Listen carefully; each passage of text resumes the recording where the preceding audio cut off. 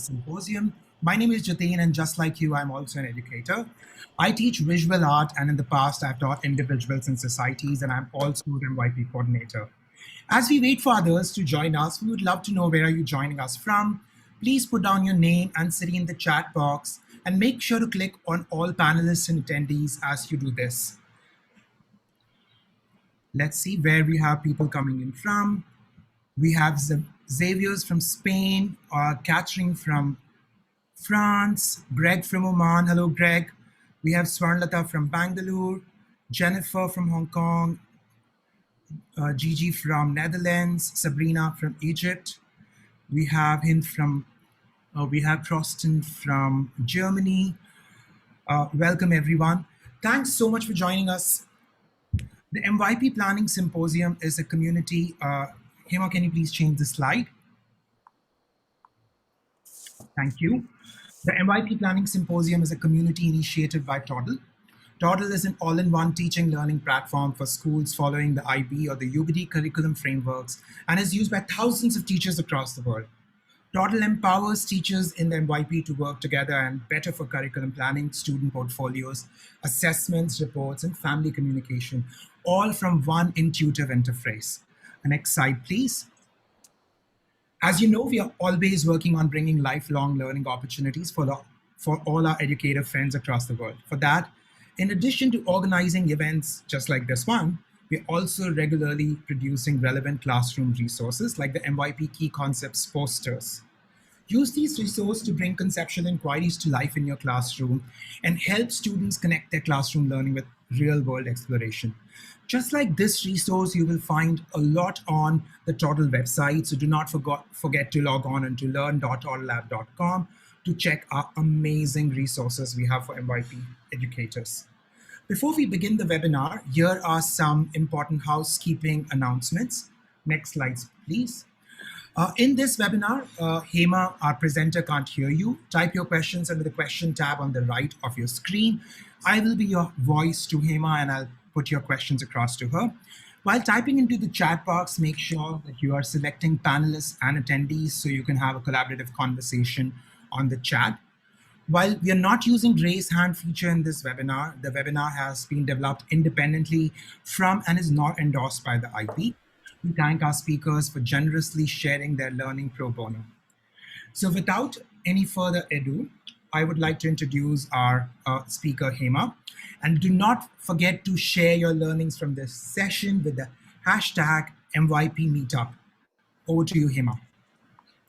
Thank you, Jatin, and hello, everybody. I can't see you, and I hope hello to everyone there. I'm sure I have met some of you in various workshops, and I might have worked with you in some school. So I'm Hema. I work in an international school in China. Right now, of course, logged out of China due to pandemic. And in this webinar, we are going to focus on aims and objectives of science. We will look at what skills are needed to meet these objectives, and then we will have a small discussion on explicit and implicit teaching of skills. Getting to know each other, I would like to know you. So you can use the chat window, and you can share what is it about ATL that inspires you or you like about it, and what is it about ATL which you find challenging. So as you put that, I'll read out some of your answers for Hema and for the entire community that we have. We have around 100 people on this call. What do you like about the ATL and what do you find challenging? Kalyani says that it's challenging to actually plan to teach them. Priyadarshini, it's meaningful and essential skills.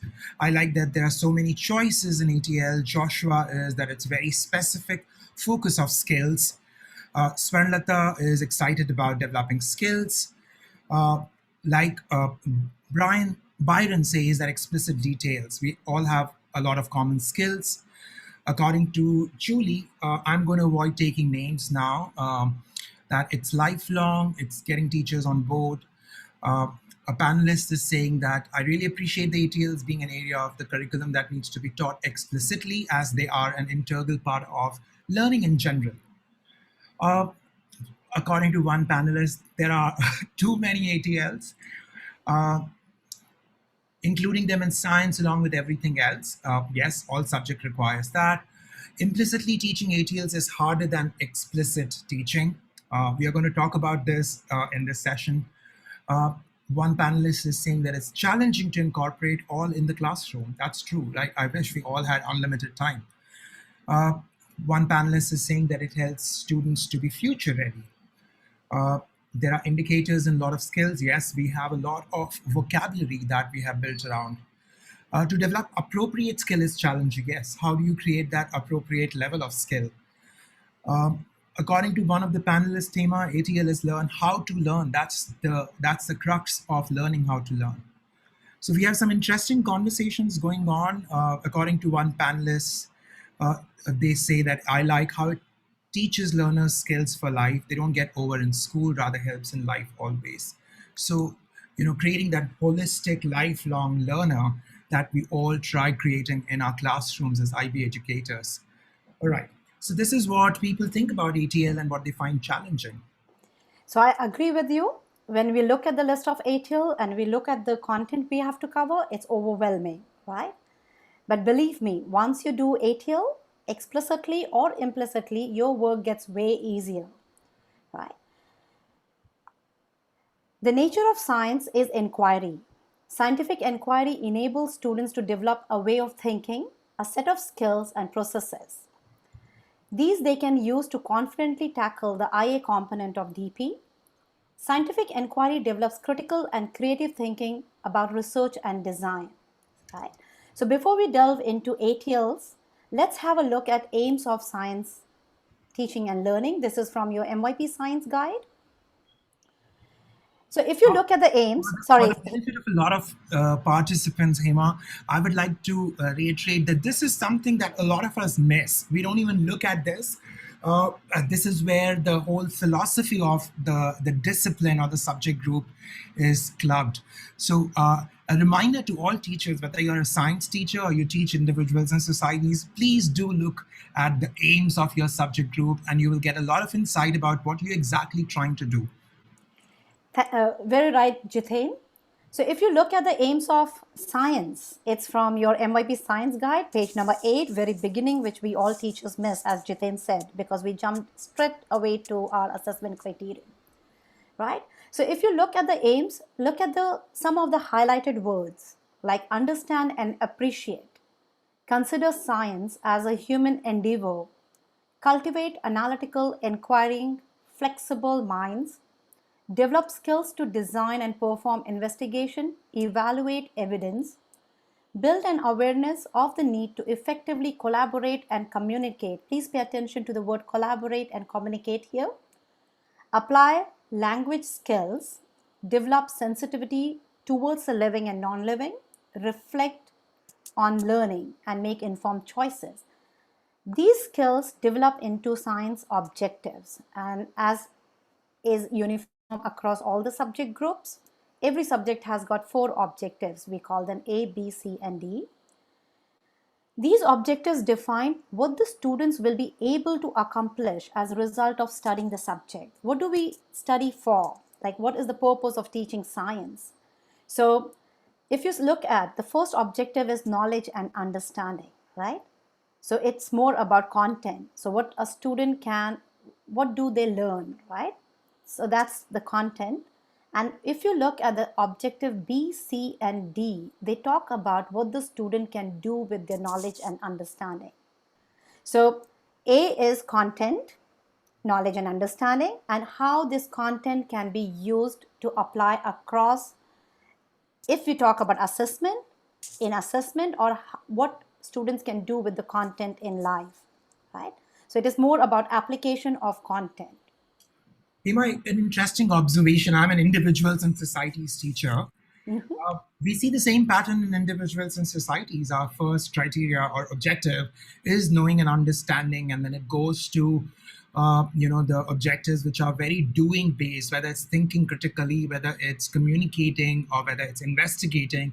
All of it expects the students to do something. So I think it's very common across a lot of subject bases which are heavily dependent on knowledge, just like how science is. You can't teach science without content. Yeah. So content is important, right? So we Right. know that content is needed, but it's also important what you can do with the content, right? So knowing the purpose of learning, why are you learning something is really important and it makes learner more engaged. Let's have a look at the ATLs across the IB program. All the four IB programs recognize the same set of five ATL categories. It is communication, social, self-management, research, and thinking. These five categories are further divided into 10 clusters, right? This is just terminology. If you by mistake call cluster a category, nobody is going to come after you, right? So it's just the way the nomenclature is done. So if you see, look at the category communication. Under communication, there is just one cluster, communication. Social, collaboration. Self-management has three clusters, organization, effective skills, and reflection skills. Research has two clusters, information literacy and media literacy, followed by thinking, which has three clusters, critical, creative, and transfer. Right? So these are the five skill categories divided into 10 clusters. Now let's go back for a moment and look at the aims again. So after knowing the objectives of science, the five skill categories and the 10 clusters, can you take a moment to reflect? Do you see a parallel between these three aims, objectives, and the ATL clusters? Please do put your thinking in the chat box. Make your thinking possible while you're visible. I'm sorry, while you are looking at these thought-provoking questions that Hema has just put across. I have a question for Hema from one of the panelists. Hema, this question is about tasks related to criteria or objective B and C. Uh, they want to know how to make it challenging in the online scenario. What can we do to assess Criterion objective D. B in the online scenario? I don't know until when we are going to be online, or maybe that's the future of education today. What could you say about this while our participants are thinking? Yeah, so for the panel participant who has asked this question, I'm teaching online when my students are in lab right now, right? So I have done almost a year and a half of online science teaching and learning. I'll say criterion B and C can be assessed independent of each other. So you can give them a situation where they design an experiment but do not perform it. And you can assess it for criterion B.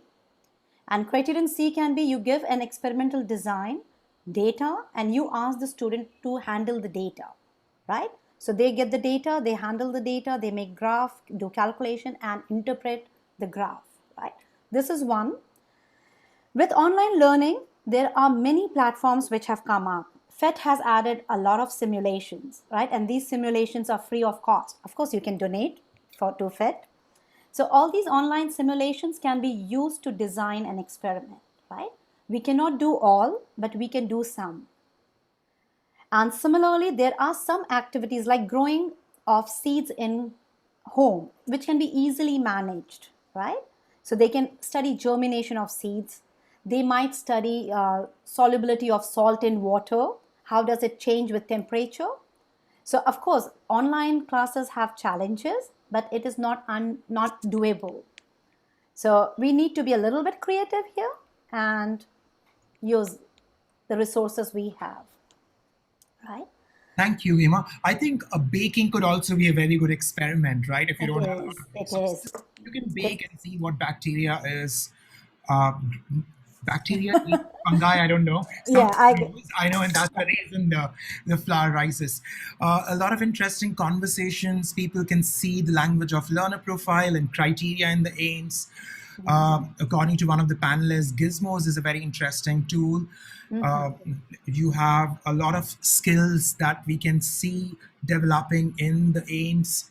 Uh, and I think it's very important to develop this analytical skills in individual. Like, look at the scenario today. People are scared and suspecting the vaccine, and basically they don't understand the principle of the vaccine in itself. Absolutely. Like, so Yes. I think it's important to create a generation of individuals who can think scientifically, because you might not be a scientist just like Hema, but you definitely have to think and use scientific principles every day in our life.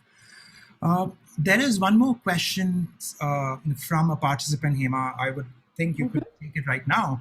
Is it compulsory to reflect on all ATLs in 1 year or throughout the year? So The year, I mean, it could be throughout the program. yeah. So if you see, reflection is one of the ATL skills, right? So usually, as a teacher, how much workload you have, what is the class size, you are the best judge when you want them to reflect. So, for example, I make it a point that when one semester ends, my students get a chance to think about it's just a small tick, right? Did I use simulation? Was I able to use my communication skill? So, a little bit reflection sheet, but I do it once in a semester. But I do tend to add little reflections maybe at the end of my summative assessment task, right? So reflecting on skill is a good practice, but again, you're the best judge, right? So I always say take it slow, take it small steps, right? And you'll reach there. Trying to do all at one time might lead to confusion. Instead of that, you can take small parts which is manageable and manage that. So that's IB doesn't say reflect on all the 10 ATL skills in every unit, in every subject, right?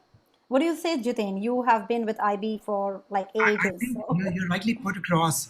My mantra for doing anything in my classroom, whether it's teaching an IB classroom or teaching students, remember less is more, right? I mean, I would prefer going deeper rather than covering a vast variety of things.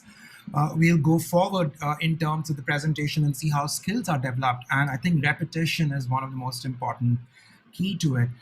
Some very interesting conversations happening in the chat. Mhm. I would also like to remind people that there are a lot of interesting resources available on the Toddle website as well.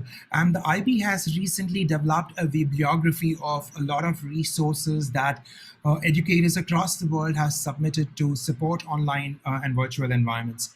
So it might be something that you can check. Look at the Toddle, website and the bibliography. It could be something pretty interesting for all of us to collaborate. Yeah. Thank you so much. So we can conclude that the aims basically is focusing on developing all the skills using content as a means. Over to you, Hema. Thank you. Thank you, Jitain. So we can say that when you are doing, I have heard this because I teach DPs. So sometimes DP teachers go like, am I supposed to do ATL on top of all that I'm doing in class, right? So I will say ATL is not something out of your curriculum. It is very much built into the curriculum, right? So you see that how your aims and objectives have the same words which develop skills or which are related to skills. So where do you find, as before we dive into explicit, implicit mapping of skills and all, let's have a look at where do you find these skills. So if you have to look for ATL skills, you need to go into MYP from principle into practices. All the subject guides do not have a ATL appendix at the back. So the table is divided in this way. On top in gray band, you can see the skill category. That's the main category. Underneath it is the skill cluster and all these skill practices, right? I often hear teachers saying that it's really challenging to meet these skill practices, but you do not need to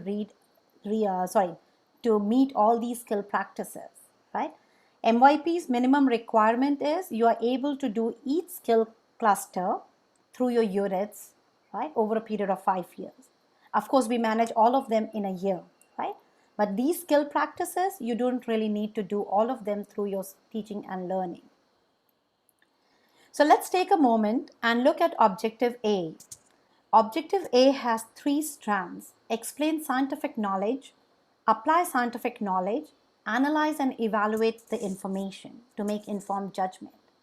So if you look at the skill A, if you look at the objective A, what skill set do you think your students need to be successful in criterion A?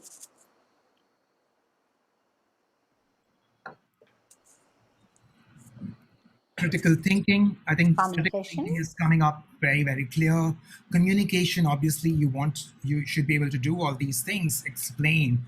Um, One participant is saying that research is very important. Communication, Transfer and all that. Okay. yeah, you should be able to use in familiar and unfamiliar situation. I think that's a very important part of subjects like maths and science, Emma, I think. Really, really, it is. And critical thinking or thinking skill is directly visible in the command term here when you see apply, analyze, and evaluate, right? Let's have a look at criterion B, right? Which is explain, formulate, explain, design a scientific investigation, right? Again, looking at criterion B, the skills needed are critical thinking, transfer, and I'm sure there is more coming in the chat window. Yes, absolutely. Transfer is something that's very, very, I think, repeated. Uh, a panelist said synthesis, and I think that's very, very interesting to have synthesis. Very important skill, Hema, in terms of how you synthesize knowledge from different disciplines together. And science just does not use scientific knowledge, but it also Definitely. expects the student to use vocabulary, language. Definitely, Um, right? So it has its own language, right? That's great. So, Yeah. some, yeah, now if you go to objective B, I think a lot of those people have already started answering for Yeah. objective B. I think that's some great intuition there. Yeah. Um, And if you look at objective C, which is more about handling the data, right? So objective C is more about how you look at the numbers, what statistical tools you can use to make sense of the data, like how do you interpret, how do you evaluate, put it into a graph, and then analyze, right? So that's again all skill related, right? The words are there.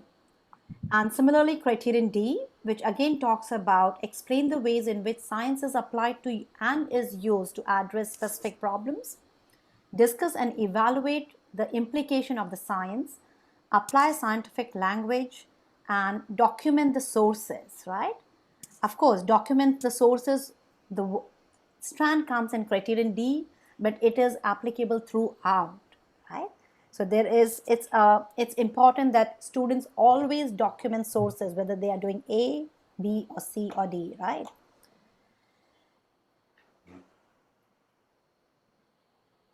Now let's come to this content teaching or skill-based teaching. This is something where now let's enter into like content or skill, right? This is where the dilemma is, right? So I will say content is what students know and understand, right? But skills provides them the opportunity to know what to do with what they know, right? So it is skills which provide opportunity to apply, analyze, evaluate the content. Skills make students independent learners. It increases the learning speed because they have the skills so they can go forward. Skills also provide them real world experience and it sparks creativity, right? And we have seen that how the command terms in the science objectives are actually the skill terms, right? Don't you think so, Jitin? yes, absolutely, and I think this is valid across subjects. Uh, while you're teaching something, you're expecting the student to do something because mere facts and knowledge in itself would not really do anything. Like you need to be able to do something with it. Definitely. And I forgot the author, but at the turn of 19th century, the knowledge was in doubling at like maybe like 50 years it was taking to double the knowledge. But recently, if you see the knowledge doubles within few years, right? And the science is something which old is not relevant because you have new knowledge, right? So knowledge or facts lose meaning because they are changeable, right? They're dynamic. So what we knew yesterday might not hold true today. But Absolutely. once you have the skill to know that knowledge is dynamic, it changes. You have the skill to analyze what to trust, what not to trust, right? That's more important in life. It's actually called as a knowledge illusion, Hema, where Mhm. we feel that we know everything. So I feel that I have a master's in certain degree, but scientists are still finding new organs in the human body. We are still discussing every alternate year whether Pluto is a planet or not. So I think the whole idea of knowledge not just being a part of few selected people, and we are not just simply consuming knowledge, we are producing knowledge now. I think that changes the game completely in our classrooms. Definitely. Thank you, Jitain. So let's look at mapping of the skill with objectives. So for this, I'll have to change the share option and take you to my, just a moment. Let's see if I can get it done quickly here. So if you see in this first Excel sheet, I have copied all the ATL category here. There are 5 categories of ATL skill. These are the 10 ATL skill clusters. And these are some 150, maybe plus minus few ATL skill practices, right? And I just went through the science objectives, right? So science objective I wrote on the right hand side, and I was like, okay, look at objective A, and I was thinking which ATL strand directly linked with these objective strands, right? So when I was going through, okay, they need to explain scientific knowledge. What do they need for that, right? So I just kept removing which was not directly linking to science, and see, the list has become quite short. I think it is less than the 50, like maybe 30% of all 150 some ATL skill strands, right? So now it will be easy for me if my student is doing objective A, explain scientific knowledge or apply scientific knowledge or analyze scientific knowledge. I know we are talking about creative thinking or critical thinking, right? They are able to interpret data, draw and test conclusions, revise understanding based on new information and evidence, right? So when we map our objectives with the skill strands, we see that some of them directly link to our objective strands, right? Hema, some of the people have have asked this question, sorry, that will you be sharing this with them? And I think once your webinar is going to be recorded, this could go across on the Toddle website. You're absolutely okay with that. But I would like to give a little disclaimer to all the people who intend to use this, that this might change according to the context of your school. Like right now, when Hema has sort of organized this, maybe the English teacher would be focusing on build consensus and encourage others to contribute. So remember, you don't have to rework on something that your teachers have already worked on. You work smart, you collaborate to know that my students have already developed the skill. So I don't really need to spend time on developing, because I am already packed with so much content that I need to deal with in my classrooms. So I will actually ask my students to transfer the skill that they have picked up from some other class. So that's very important while keeping in mind the usage of this document. All right, Lovely. thank you. Yeah. So I have no problem. It is on Toddle, and it is also in link is in the presentation. So I'm sure Toddle will be able to share it, and it's there, right? So, and if you are asking me personally, and some of you know me, you can just send me a message. I'll share the link with you, right? So I'm taking you back to the presentation, right? So this mapping hardly took 15 to 20 minutes, right? And it gave me an idea that what skill strands directly link to my science objective, right? Another second step can be, how can I develop these skills across the IB program, right? So maybe I will go back and look at criterion for year 1, criterion for year 3, and criterion for year 5, where the command terms are slightly different, right? For example, evaluate criterion command term never comes in year 1 objective for sciences, right? So our year 1 students do not evaluate, they do not explain, right? So maybe for my year 1 student, these words, these strands I will remove. So these strands, the same mapping can be done further, taken for year 1, year 3, and year 5, right? So that gives you a nice progression of ATL skills across your MYP program.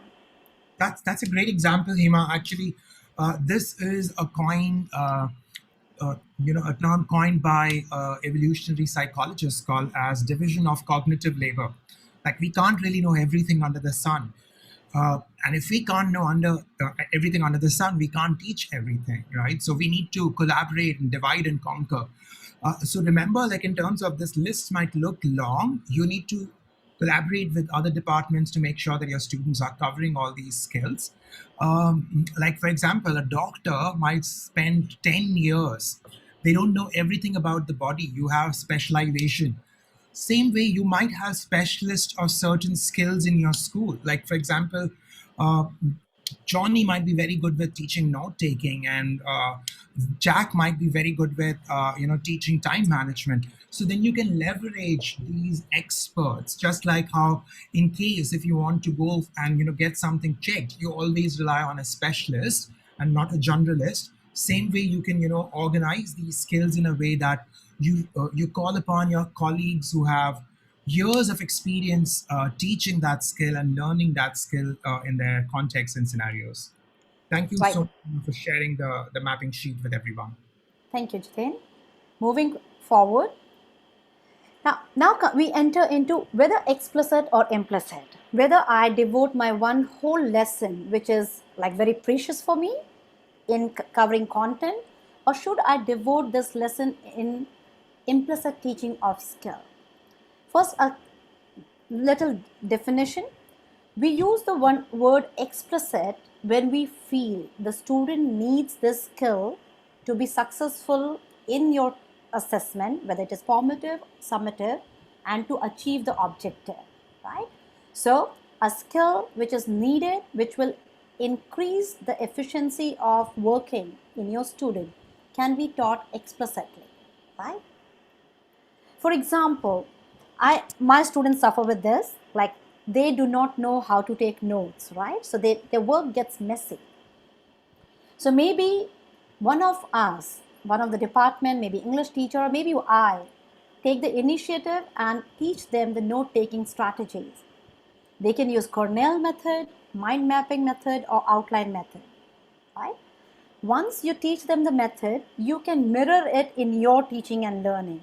So, for example, your board work can be divided into sections the way it is advised in Cornell method. So you have a right side column for questions and cues, and at the bottom you have a small box for summarizing. Uh, Hema, I would like to jump in here. I'm sorry. Please. Uh, this is something that we see a lot happening after such professional development opportunities, whether it's a webinar or a workshop, or where we come to know about a new resource or a new tool, and then we get excited and we do it for one day in a classroom, and then we say that, oh my god, our children are not really repeating what we are trying to do. Remember, the key of mastering a skill is repetition. You need Definitely. to Yeah. consistently use it in order to develop that skill. So Yeah. if you're using Cornell note taking, you need to sort of repeat it. You need to be consistent. And sometimes as a teacher, we kind of forget after teaching it sometimes. So remember to keep it in mind that if you're going with one skill, constantly go back to that in your classroom again and again so that your student can develop mastery over it. That's Rightly said, the Jitain. nugget that I Yes. learned over, as a teacher back when I started teaching. Definitely. And I say, why not mirror it too, right? Repeat it and keep mirroring it in your work. So once you teach it explicitly, you do not need to teach it, it becomes implicit. When your board work shows the same way, like you are using Cornell, and maybe student use other method, but once you use it, you repeat it, and students see it again and again, and they learn the skill. And this is how skill is actually learned, right? You observe something, you see something, you try to copy it, you again repeat it, right? You practice it few times, and then you reach a level where you can teach other people, right? Like a small baby who sees everybody walking and tries to walk, right? So you, what we say, like four words, right? Copy. What do you repeat, Jitain, quickly? It's watch, copy, do, teach. That's how you learn any skill, right? Yeah. Like those who cook would know that that's how you learn cooking. You watched your family cooking. You started copying exactly, then you repeated it multiple times, and then you became competent enough to teach it. It's very much aligned to Dreyfus and Dreyfus's research, where they say a novice basically require a lot of help, and by the time you reach expertise, that's the steps that you follow. Definitely. And once a skill is learned, you cannot unlearn it, right? You are stuck with that skill, right? Second, next way is teaching the skill with implicit, right? So you are not teaching it in class, the skill. You're teaching your content, right? Maybe at the end of this class, you can highlight the skill. Like what you were doing is critical thinking. You know that, like telling the student, and they'll be like, "Oh, is this critical thinking?" Because when I hear the word critical thinking, it means something really different, right? So once you start doing it through your content, that's your implicit teaching of skill. But when you do implicit, it's really good idea to emphasize it, saying that we did this skill set, right? Let's do a small practice here and see implicit teaching of skill. Before that, let's have some, like maybe the participants can write where in their curriculum they have taught ATL implicitly or explicitly.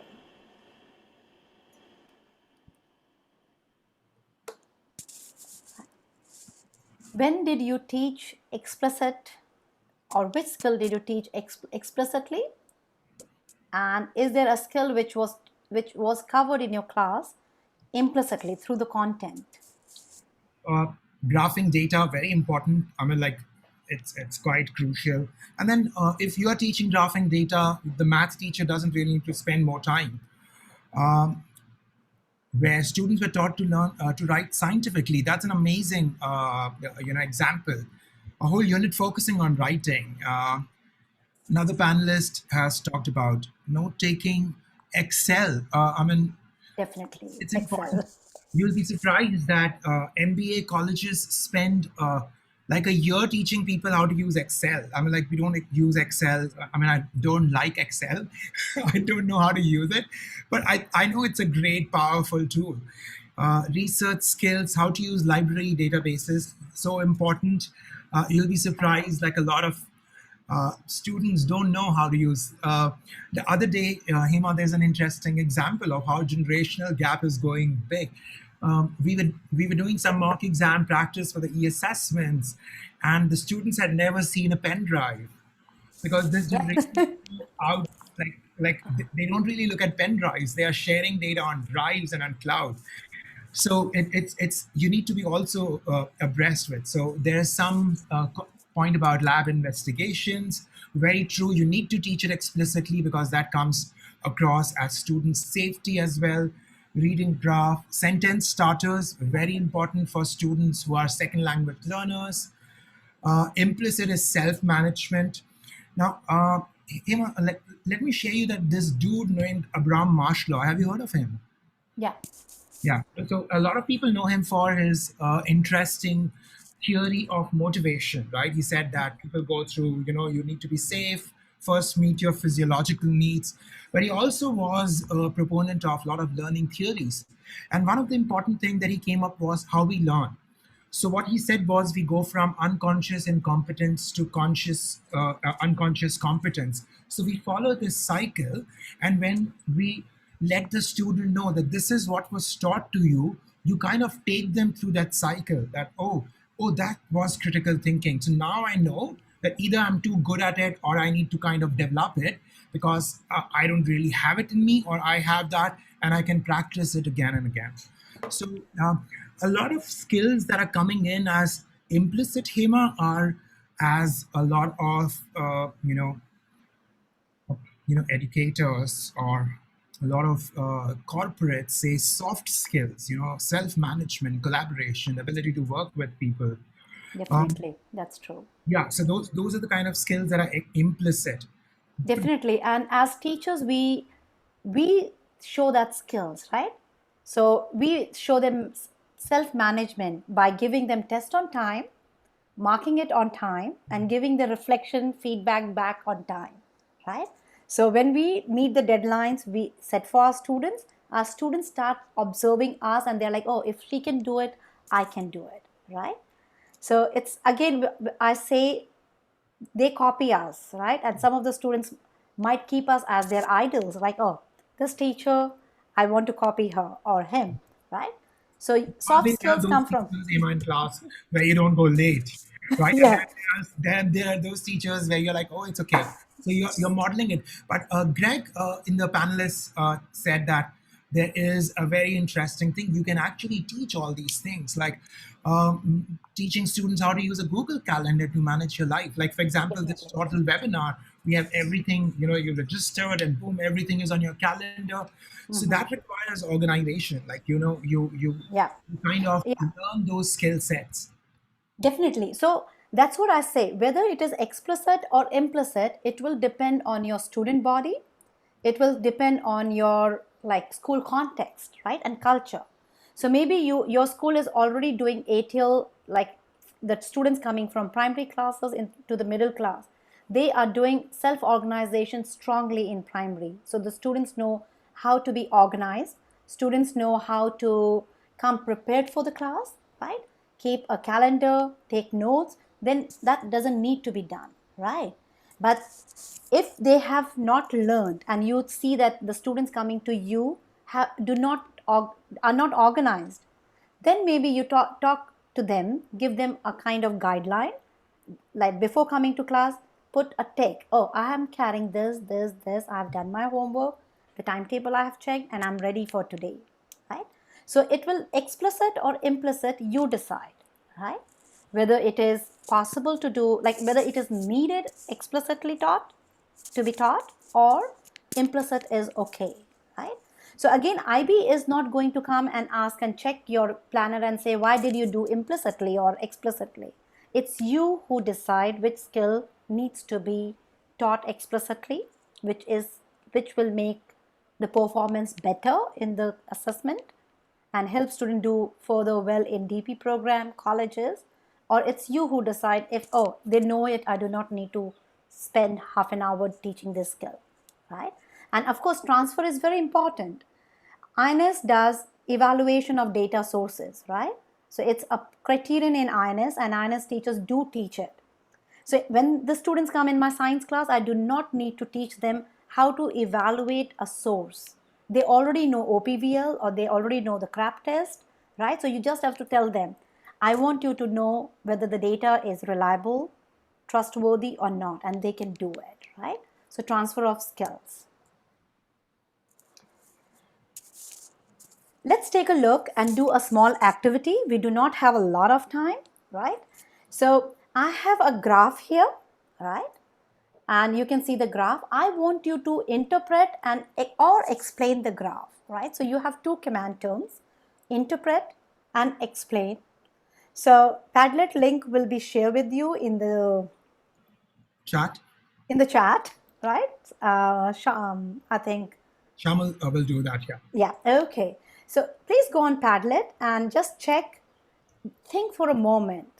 How will you interpret this graph and explain this graph? Yeah. So Shamal has shared the Padlet link, and if you will double click on this graph, it will elaborate for you as well. And then Hema has created uh, different columns for you to kind of share resources, and I'm sure that you all have a lot of ideas. So this could be like a bank for all the 130 odd science teachers. They can actually share the resources. uh, George Bernard Shaw said that if you have an apple and I have an apple, and if we give each other an apple, how many apples will have, Emma? One. But if you True, have both an of idea, us. and if we give each other an idea, we'll have two. Right. Yeah. This, No, I'll have two apple. I'll take yours too. yeah. Uh, Laura has asked a Yeah. question. So This we this can see, presentation will be shared yeah. on the Toddle website. The recording of the session will be available. So we can see there are examples coming, like people are writing that when you explain, you write the relationship between the variables. And when you interpret, you understand the correlation between the two variables. That's right, right? So when you do interpret or you do explain, you are doing two big command terms, right? And when your student in year 6, if you tell your student, that is year 1 MYP, if you tell your student to interpret, they will not be able to understand what does it mean. So maybe you have to explicitly tell them that interpretation means look at the two variable, whether the graph is moving, like one variable changes and how the second variable changes, whether it is positive, negative correlation, or there is no correlation, right? So in the beginning, you might have to teach your students some guide, like you might need some pointer for your students, right? Okay, what do you see in the beginning of the time? What do you see when the temperature goes to 35? What happens when the temperature reaches 45, and so on, right? And once they have interpreted the graph, they will be able to explain it, right? If they have the content knowledge. So for interpretation, they might not need the content knowledge because they can see the graph, right? And they make meaning out of it. But for explanation, they might need the basic content behind photosynthesis and temperature, right? Wonderful. Thank you very much. There is some really good examples, like good answers coming along. So, Jitin, to you. Yeah. So you saw some really great examples, and Toddle as a platform, it enables explicit teaching of the ATL skills really, really easy. While you're planning, you can actually select from the 5 skill clusters that you would like to address. Uh, Here, as you can go to the next slide and change the transition, you can also choose the specific strand, and basically you can focus on a particular skill cluster clearly. you know isn't it amazing, like you can actually document what you are teaching and how is it connected to your learning experience. Now when you start designing the learning experience for this particular skill, you can then select the strand and focus on what your learning goal is. Like for example, we have been talking about note taking quite often. You can actually then put in more detail how are you going to teach note taking, and then you can also share these learning experiences within your community. So think about it, you might have some really amazing learning experiences on note taking created by your individuals and societies teacher. You can actually directly import it in your unit. This enables us to make our teaching of each of these identified strands more explicit, as opposed to simply ticking boxes. So you can actually keep a track of what's going on. Where are you in terms of your teaching of skills, and what skills do you need to now focus on further? Thank you, Hema.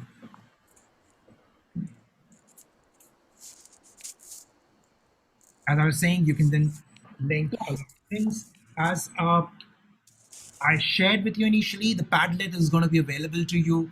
Please do contribute and create a data bank of all those wonderful things that you put it on the chat. Uh, Hema, you can share the link. Yeah. Nearpod is a great source as well. You can do. A lot of people has asked how would you use Padlet in your classroom. Padlet is a free source. You can actually use it as a digital whiteboard. You can use it as a notice board, just like replicating the classroom walls or creating common thought process. And I also add students in the Padlet. So I have Padlets for my classes because I'm doing online. So for Padlet for year 12, Padlet for year 11, and when the students do some work, right, I will tell them, okay, quickly take a picture of it. Like if they have drawn something, put it on the Padlet. So there, and sometimes I just put a TOK question, and students might start answering those questions and commenting on each other's Padlet, like the Padlet note, right? So it's a good collaborative tool. And of course, Padlet gives some Padlets free of cost, right? So as we move into Q&A, let's also keep working on the Padlet, and we start thinking about what strategies we can use. So one strategy for critical creative thinking is I like Socratic seminars, right? And there is something called structured academic controversy, a really good tool to develop critical thinking skills. So if you structured academic controversy, so you create a controversy, you bring a controversy in your class, and that prompts students you to become engaged, right? So critical thinking, creative thinking. Hema, we have questions already on the Okay. Q&A section. I would remind people that Q&A Mm-hmm. is open. A couple of you have also sent me private messages about the Toddle app. There is a walkthrough. Mishpa is going to walk through if you're interested in looking at how the platform works. Uh, the Excel link is quite popular, Hima. It has been quite in demand, so I think maybe I will put it on the chat. Okay. While I do that, there is a question from Catherine. Her question is Yes. that studentship is very transient. So how do you focus on building skills for a bunch of students who keep changing, right? There isn't consistency in the cohort that you're trying to work on. So what could be some of the ways in which they can do that? Okay, so one thing is like even if the student body is transient, teacher body is transient, we don't stop teaching, right? Very short story I'll tell you. A boy was walking along the beach and he saw there were starfishes stranded. And he started picking up the starfishes and putting it into water. And a man walking by said, "You can't save all these because there are too many stranded." He picked up one and put it in water and he said, "I made difference for this one." Right? So we do not stop teaching, we do not stop developing skills in our student, whether they stay us for with us for 1 year, 6 months, or for 10 years, right? So as a teacher, we make sure that our students are given an opportunity to develop those skills, right? That's a beautiful story, Hema. But for a nasty parent, that might not be a very good answer. Uh, I think if I'm in Catherine's situation, probably I'll focus more on social emotional skills because my context is very similar. I have a very transient population at school, and then it becomes very important because a lot of our students have never studied physics and they are now in a physics class, so it becomes very important that the teachers are kind of developing those resilient skills. That you will do it. Let's focus together, or teaching them how can you find out your own answers if you can't really depend on me. So those becomes very very crucial, I think, for a very transient population. Hand holding them, keeping them safe, and making sure that they have a Yeah. community of learners available. Yeah. So Jitin, here the school culture works in. So if you Absolutely. see that your school has is caters to a body of student who doesn't do not stay with you for a long time.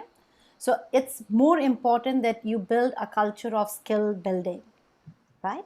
So you have strategies in place, you have people in place who can help these students who come in the middle of the program and develop those skills, right?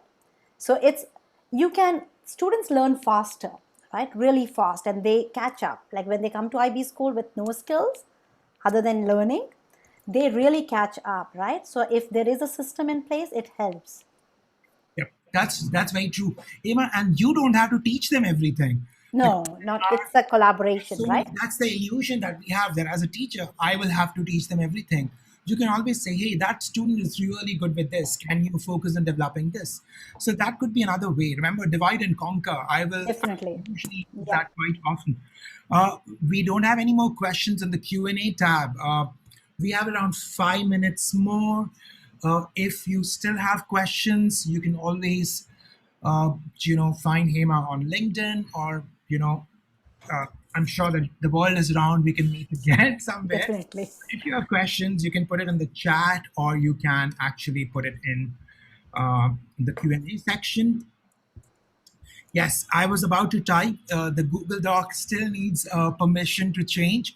So I have put it in Just the give me a chat. Give it a second. minute. Hema will change it. Otherwise, it's going to give her like a deluge of emails.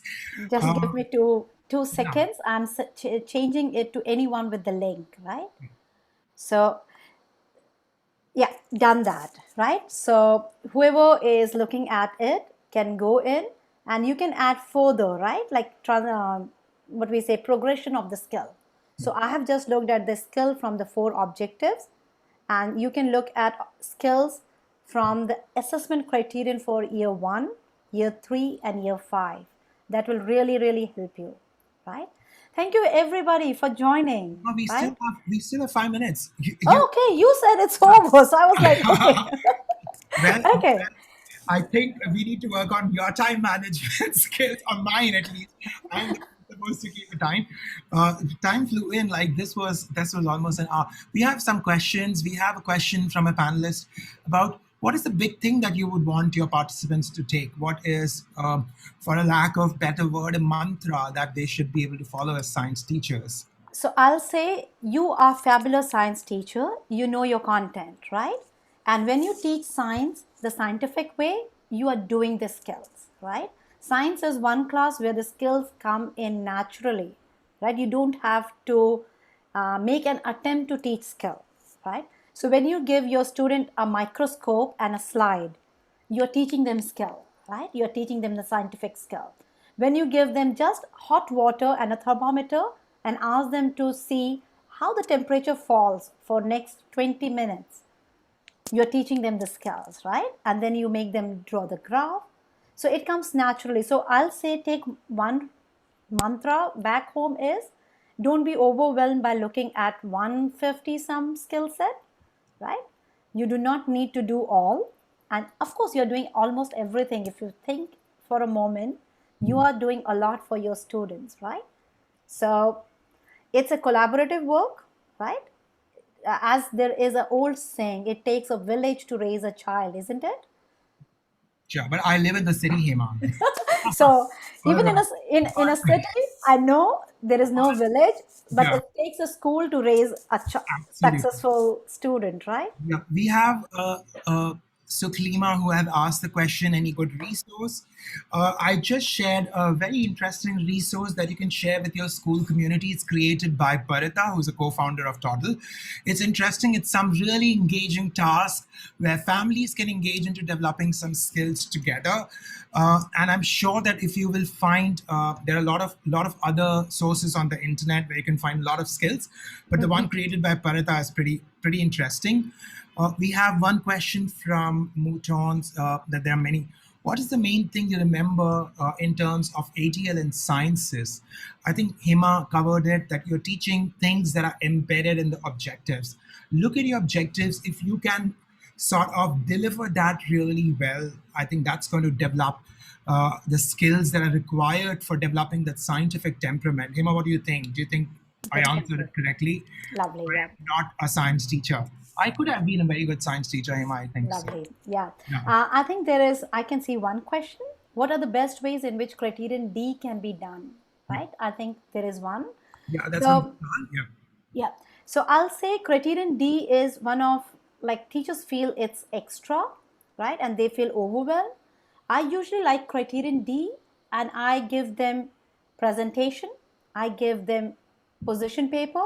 Sometimes I ask them to write an investigative report, right? So a very good source for criterion D will be if you can go on my IB and look at some of the science papers, right? E-assessment. And e-assessment resource will give you an idea that how easy it is to do criterion D, right? You might have a newspaper article for, like, let's say you are teaching genetics and there is a newspaper article on some genetic modification. You pick up that article, bring it in class, and then you just give them some pointers. What is the article about, right? What do you think? How do you think this new technology will help us economically, socially, commercially, right? What can you evaluate how it is going to impact us, right? So if you take newspaper, podcast, anything around you and bring it to your class with some guiding question, it's quite easy to do, right? I will say IB resources on e-assessment are really rich, right? And they are there for you to use, right? All the time. Thank you so much, Hima. That brings us to a very interesting question and probably the last question for today evening. Hima kind of answered that question. Ritu wanted to ask, how would you focus on skills for ATL in year 1? Like breaking it down. Remember to be very aware of the developmental stage of the child. Even though learning is not linear, that particular year level has a very different need of skills than your year five students, because they have gone through the repetition of those skills. So, as Hema said, breaking it down in terms of questions, giving them prompts. Hema, any other suggestions you have? Is it for MYP 1, the question? MYP1, yes. Yeah. So my answer to you is, in MYP1, the command terms are of lower order as compared to MYP2 and MYP3 and 5, right? So when you look at the skill practices, you can use the one which fits the command term of MYP1, right? So you do not need to do higher order in MYP1, you start small. So if they are interpreting, you just ask them three questions, right? What is, how do the two variables interact with each other? What is the trend? Is it going up, going down, no change, no correlation? And why do you, like, maybe use some data points, right? At 5 degrees Celsius, this happened. At 10 degrees Celsius, this happened. It is double. So you can always give the scaffolding needed for MYP1 students, right? And bring the scaffold during your formative assessment, formative task, right? And keep it common for one whole session, right? So whenever they are doing interpretation, ask them to open and go back to the question and answer those 5 questions or 3 questions, right? Whenever they are writing conclusion, again go back to those 2 questions which you gave them in the beginning. So this way you are setting a pattern for the students to go back and follow, right? Thank you. I think that brings us to the end of our session. I would like to extend a very heartfelt gratitude to Hema on behalf of Toddle for spending their Thank you.